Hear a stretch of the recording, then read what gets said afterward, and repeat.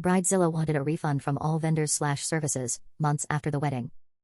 I'm currently finishing up a commission of hand-painted wedding signs for a friend of a friend. So far the bride-to-be has been super lovely and very understanding of some issues faced along the way. As a background, I'm really good at what I do, but I'm not a trained professional. I'm very open and honest with this.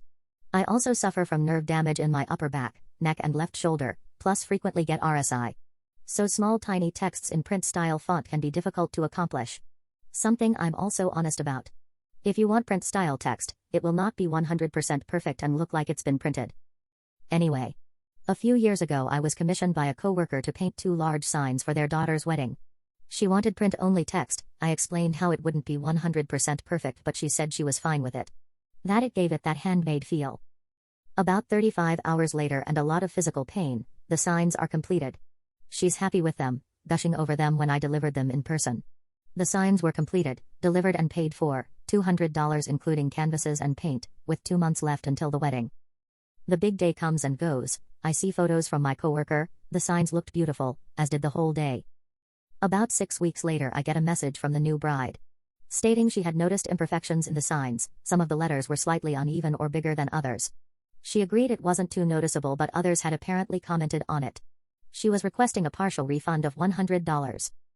So I explained that to give her a refund meant that I'd only be paid $30 for my work.